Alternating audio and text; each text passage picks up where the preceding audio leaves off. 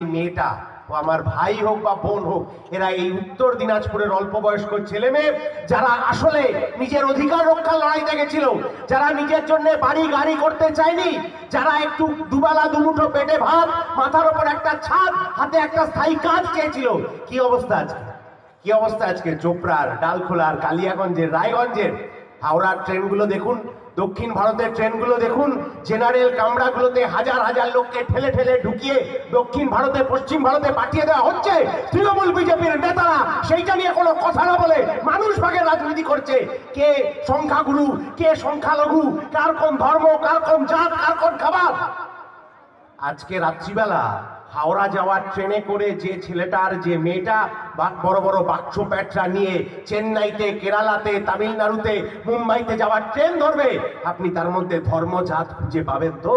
কালকে সকালবেলায় কালিয়াগঞ্জের বাজারে ফুলকপি কিনতে, শিম কিনতে, বেগুন কিনতে যে সাধারণ মানুষ যাবেন, দোকানদার কি তাকে ধর্ম জাত দেখে ফুলকপি, বেগুন, শিমের দাম বলবে? না। আসলে তৃণমূল আর বিজেপি চায় মানুষের মধ্যে ভাগ হোক, যে কারণে ওরা বাংলাদেশের কথা বলছে।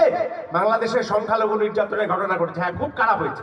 বামপন্থীরা 2024 সালের আগস্ট মাস থেকে যখন আরজিকরের এই লড়াই চলছে, সেই আরজিকরের লড়াইয়ের পাশাপাশি বামপন্থীরা তখন থেকে সোচ্চার হয়েছে বাংলাদেশে সংখ্যালঘু নির্যাতন করা চলবে না।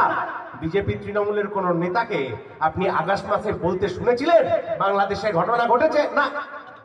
আচ্ছা, বাংলাদেশে সংখ্যালঘু নির্যাতন খুব খারাপ, বামপন্থীরা তার বিরুদ্ধে কথা বলেছে, মিছিল করেছে, প্রতিবাদ জানিয়েছে, বিজেপি তৃণমূলও করছে। আচ্ছা, ভারতবর্ষের মধ্যে সেখানে সংখ্যালঘু নির্যাতন নিয়ে বিজেপি তৃণমূল কিছু বলছে না কেন? নাজিব, একটা জলজান্ত ছেলে গায়েব হয়ে গেল ভারতবর্ষের মানচিত্র থেকে, বেঁচে আছে না মারা গেছে তার পরিবারের লোক জানে না। এই নাজিব তো ভারতবর্ষের একজন সন্তান, আমার আপনার বাড়ির ছেলেটার মতো, তাকে খুঁজে পাওয়া যাচ্ছে না। দেশের সরকার, রাজ্যের সরকার কিছু বলার চেষ্টা করছে? বাংলাদেশে জেলে রয়েছেন যে মানুষ, তার বিরুদ্ধে দেশদ্রোহিতার অভিযোগ চাপানো হয়েছে, খারাপ হয়েছে। তাহলে ভারতবর্ষে 1 বছর ধরে দিল্লিতে কৃষকরা যে লড়াই করছেন আমার আপনার মুখে একটু ভাত তুলে দেওয়ার জন্য, তাদের বিরুদ্ধে ওই দেশদ্রোহিতার আইন চালু করে বিজেপি সরকার কেন একই কাজ করলো? এই প্রশ্নের উত্তর আসছে না। এই প্রশ্নের উত্তর আসছে না যে গৌরী লঙ্কেশ, কালবুর্গে, দাভোলকার, তারা যে সবাই খুন হয়ে গেলেন এই বিজেপির আমলে। আমার রাজ্যে সুদীপ্ত খুন হয়ে গেল, সৈফুদ্দিন মোল্লা খুন হয়ে গেল, আনিস খান খুন হয়ে গেল, মনসুর আলম খুন হয়ে গেল।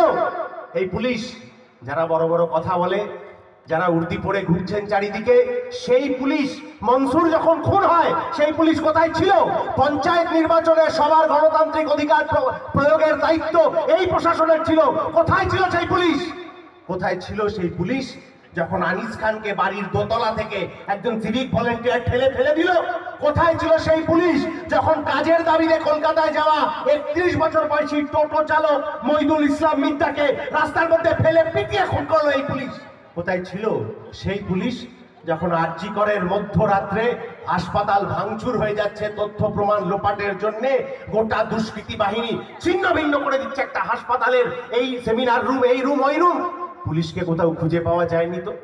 পুলিশের বড় কর্তা যারা আছেন তারা জেনে যান যে ডিওয়াইএফআই আপনাদের এখানে এই কথা বলতে এসছে যে আপনারা যে উর্দিটা পড়েন ওটা জনগণের ট্যাক্সের